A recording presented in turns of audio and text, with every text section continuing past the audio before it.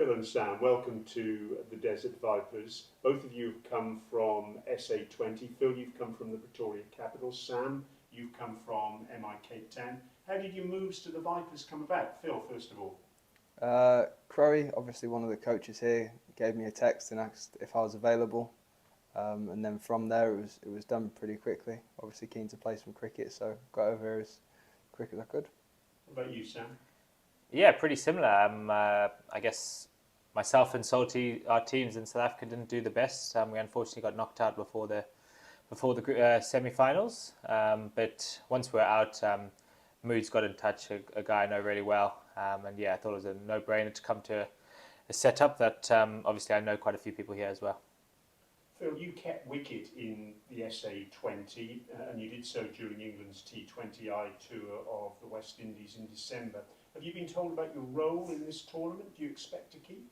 Not as yet, not really had any of those conversations. We haven't had a training session yet. Hopefully, we've got 2 before the game. I'll have time to have those chats with the coaches and figure out exactly how the land lies in terms of, roles, batting, keeping. So, not too sure at the moment.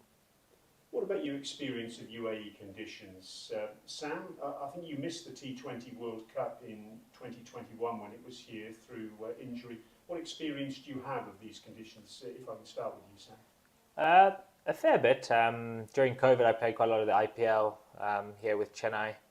Probably quite a few games actually, various grounds, Abu Dhabi, Dubai and Sharjah. So I guess grounds we're pretty familiar with, but obviously it's a different time of year, so it will be conversations. Like Salty said, we're going to be training this afternoon, which will be exciting. Chat to the local guys and guys that have been playing in this tournament. But we play so much cricket now, so I guess the conditions we'll have to adjust pretty quick and learn. But they're great stadiums, great competition. So looking forward to it. And Phil, what about you in UAE conditions? It's similar to Sam, to be honest. I've played, a few years of PSL out here, a couple of T10s as well. Played at all the venues, so it's obviously it changes a little bit, but coming out here, you can obviously rely on past experiences quite a lot. So I think we've had plenty of games between us, so hopefully it's nothing out of the ordinary. Have you been following the tournament, both of you? It's not easy, I realise, given you've been playing in a completely different tournament, the SA20 in South Africa. Phil, have you been following this tournament at all? I have. Obviously, I'm a little bit more zoned into, where I was in SA, giving my full sort of attention and efforts to that team. But, I always had an eye on how the Vipers were getting on. So it's good to finally be here. What about you, Sam? Have you been following what's been happening? Yeah, similar. I think the timings of the games were pretty similar times, but I guess whenever you come off the field and you're back at the hotel, it's always good to watch the highlights or check the scores, because you've got a lot of people here that you play with as well. So yeah, it's been obviously similar times, but definitely keep my eye on what's been happening. So but it's cricket at the moment, it's extremely busy, so you just got to focus on what's in front of you, I guess. Well, you both played in last year's IPL. Sam, you played at the Punjab Kings, and Phil, you were at the Delhi Capitals, where the impact player was used. Here it's called the super sub. What do you make of it? Phil, first of all? I think it's good for the spectator. I think obviously it gives you an extra chance to sort of get someone into the game that otherwise, wouldn't have had a chance. Long term, will teams develop as many all-rounders or, people in those sort of positions with 2 roles? I'm not too sure, but for now, it's something that I do enjoy, playing the game where you can swap specialist batters out for specialist bowlers. It's the death of the all-rounder, isn't it, Sam? Well, I think it's cricket, isn't it? It's moving forward, moving quickly. I think tournaments are getting quite creative. Like Salty said, it's an opportunity for teams to use their strategy, and I guess if you lose a few early wickets, you can tactically bring in an extra batter, and vice versa. If you bat really well, you can bring in a bowler. So I think it's creative. I think who knows, in the future they might do more of those. So I guess it's just got to keep moving with the game, and I think it's exciting for teams because it's quite a strategical move. But at the same time, I think if your team's playing well, I think some teams may not opt to even use it.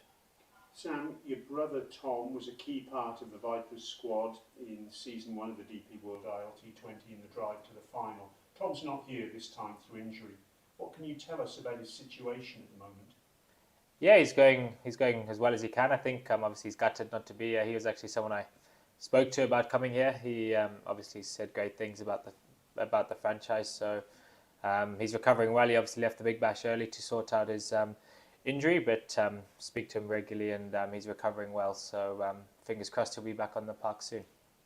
Phil, you were sensational before Christmas in that T20I series in the West Indies, 200s at the top of the order. Have you got any idea about what your batting role might be? Would you expect to open here?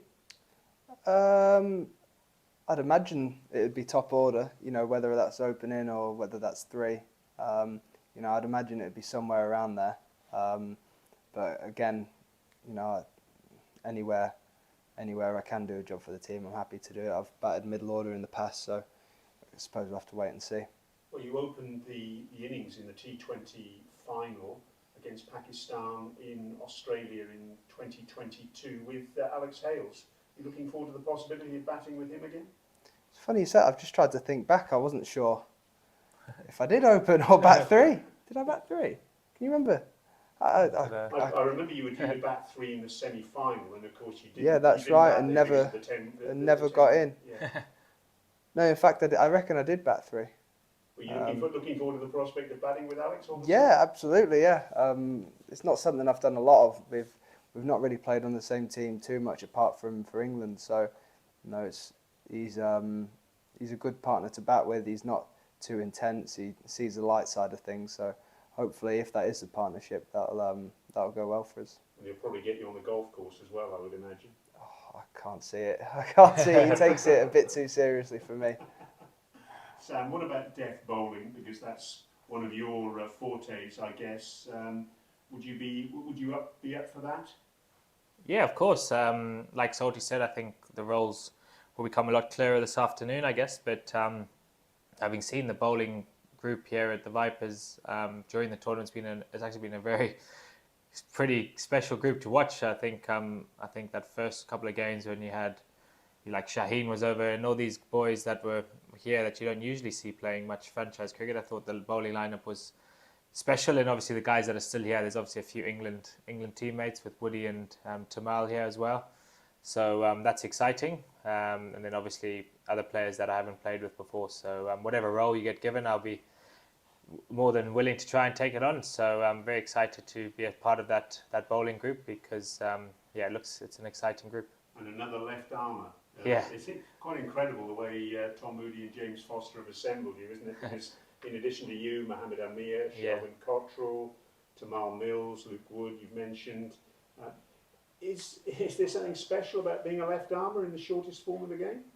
Well, I don't really know, but it'll certainly be my first time playing with a few left armers. I don't think I've ever played with more than one, but I always make a joke when I'm playing with right arm bowlers. The footholds are always quite nice on my side of the crease because there's no one bowling that side, but I think maybe in the next few games that might change. So I guess, like you said, a lot of experience there, and maybe the coaching group here like a left armour, but I think T20 cricket's all about execution, isn't it? What about from a batting point of view, Phil, with all the left armours that the Vipers have got, is it a particularly difficult task to face a whole load of left armours, getting the ball across you as a right-hander? It can be. I think it's a very individual thing that, you've got guys whose, average and strike rates might dip against left-arm seamers, and then you've got other guys and it goes through the roof. So it's a little bit horses for courses. In terms of both of you, obviously you'll be aware that the Vipers have been struggling for consistent form this season, as have all the sides, I guess, in the tournament apart from MI Emirates. There are 2 regular season games left against Dubai Capitals and Sharjah Warriors, and it may well be that the side needs to win both of those games to qualify for the final series. How do you feel about that prospect, Phil, first of all? It's a challenge, as professional sportsmen. That's something we look forward to. I suppose one of the pitfalls is come in and just want to shoot the lights out in 2 games and show everybody how good you are. But I think the real skill in a situation, you know, if we have to win 2 from 2, is just not to change anything, just to come in, be yourself, and do what you know you can do, and try and perform as to the best of your ability. And then if you do that, then you know, hopefully the outcome will take care of itself. Sam, you've always been someone who's relished those sorts of pressure situations. I guess here's another opportunity for you now.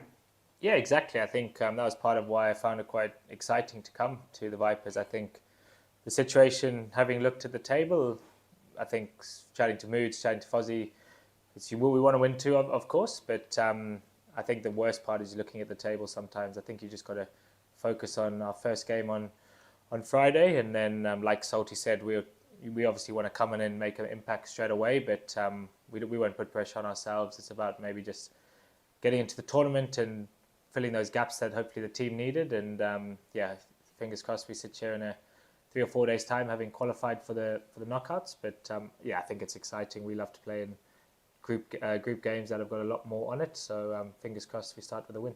I'll ask both of you this as well, because you've just alluded to it yourself, Phil.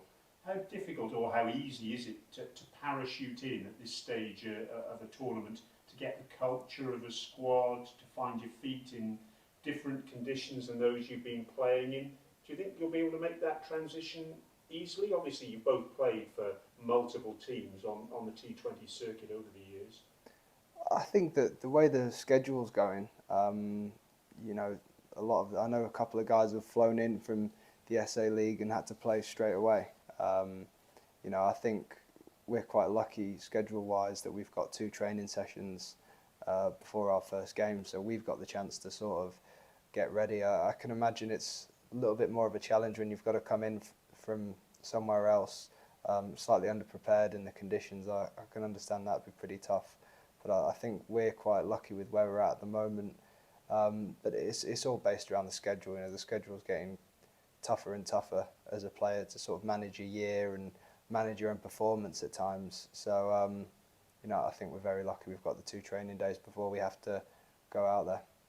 Sam, from your perspective, just coming into a new team, even though your brother's played here before and you know quite a few people here, how easy or how difficult is it? I think it is difficult, but I guess the lucky thing about franchise cricket is, and especially this team, and part of my decision was, I know a lot of people, like you said, Azam Moods, my bowling coach at Surrey, Moods is the Invincibles coach, a lot of people, and obviously a lot of England teammates here, so I feel like that was a no-brainer really. I think Salty's point on training will be great because we can get down there, meet the team and guys that we don't really know, just break that barrier of where it's a bit silent between guys you don't know and chat to them. But I think it should be pretty easy, especially with a few sessions before the first game. So yeah, I'm not too worried about that. Phil, you mentioned about players coming in and having to almost go straight from the airport to the start of a game. Adil Rashid and Liam Livingston had something akin to that, of course, when they turned up for the Sharjah Warriors.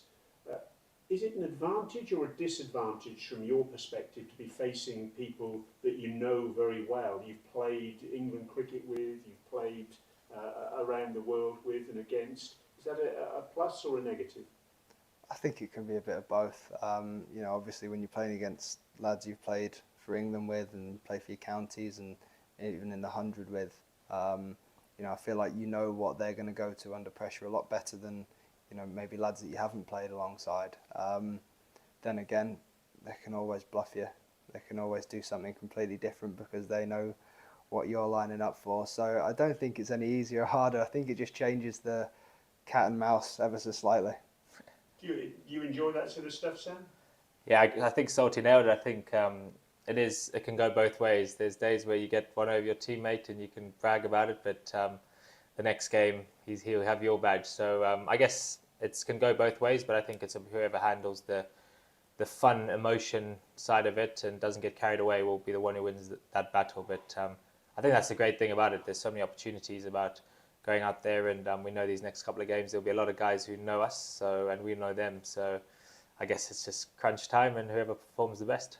But there's no secrets these days, are there, Phil, in international cricket or even franchise cricket? Everyone knows everyone now, don't they? That's exactly it. And even if you don't know someone, you'll have a load of information on that person. So there's certainly no place for secrets. Both of you We've spoken to several players about the fact that this is the toughest domestic T20 tournament in the world because of the numbers of overseas players in each team. From the outside looking in, is that a fair assessment? Well, we haven't played in it, so I personally don't think we can comment. But look, the teams are very strong. I think we've just come from South Africa, where the teams, I thought, in the standard of the competition was very high, and unfortunately our team didn't qualify. So I guess I thought the quality of most franchise tournaments now is very high because quality of players coming everywhere is very good. And yeah, we come into this tournament where the rules are slightly different with a lot more overseas players. I guess having not played, and I can't really say yet, but we'll be able to tell you hopefully when we lift the trophy in 10 days' time. Bill? Yeah, it's a strange one. Obviously, having not played in the competition before, it's tough to comment. But you look, is it 8 overseas you get? So yes, yeah. 8. Well, 7 plus 2 associates and 2 UAE players. So I mean, that's a lot of overseas. So it's obviously the most of any league in the world. So you'd have to say the standard's going to be right up there. I'm just looking forward to playing in now and actually having a look for myself. Well, you were both opponents, the two of you, sat next to each other as Vipers players now, in the final of the 100 last season as Oval Invincibles beat the Manchester Originals. What does it feel like to be on the same side now at franchise level? Yeah, it's good. Obviously know Salty pretty well. Like I said, we're playing a lot together now with England, and Salty's obviously been doing very well with the England setup. So it's great to be back together playing and to be joining a lot of England familiar faces and the Vipers setup. So hopefully we can both contribute to the team starting on Friday. Are you looking forward to having this man on your side now, Phil? I am. If that's one thing that I'd say is, everyone knows what Sammy's like and he competes. And that's, in my opinion, that's the number one thing you sort of look for in a teammate. Someone who, every time they cross the line, gets stuck in and competes for the side. So very much looking forward to play alongside him. And of course, it would be impossible to look at this tournament in isolation. Let's look forward as well, finally. How important are performances in this tournament to both of you, given it's a T20 World Cup year? Yeah, personally, very important. I think the messaging especially from the England side of things, is go out and try and be the best player and win games of cricket for your franchise that you're playing in. So obviously the main focus right now is to win games for the Vipers, but I guess any time you're doing well and contributing to the team is going to obviously benefit your England chances and form going into World Cups. So yeah, personally, it's a great opportunity. Just that's why I think we both probably did it, was kind of come and play some cricket and give our best, keep improving, keep getting better heading into a World Cup year. And Phil, obviously you were brought up in the Caribbean. You had a fantastic series before Christmas. It must be difficult for you just to put all that to the back of your mind and the fact that the World Cup is coming up in the Caribbean later in the year and focus on the here and now. Or is it easy? To be honest, it's something that comes quite naturally to myself. I don't like looking too far into the future, but I think that's when you almost cause yourself to trip up. For me, it's one game at a time. It's always been like that in my head, and that next game is the Capitals. Gentlemen, thank you very much indeed for your time. Fantastic to have you on the Vipers roster, and we look forward to your company, of course, on Friday for the game against the Dubai Capitals. Thanks for joining us. Thank you. Cheers, man. Match से जुड़े आपके हर सवाल का हम देंगे जवाब। जानने के लिए हर update, live analysis, special interviews, download कीजिए स्पोर्ट्स तक ऐप।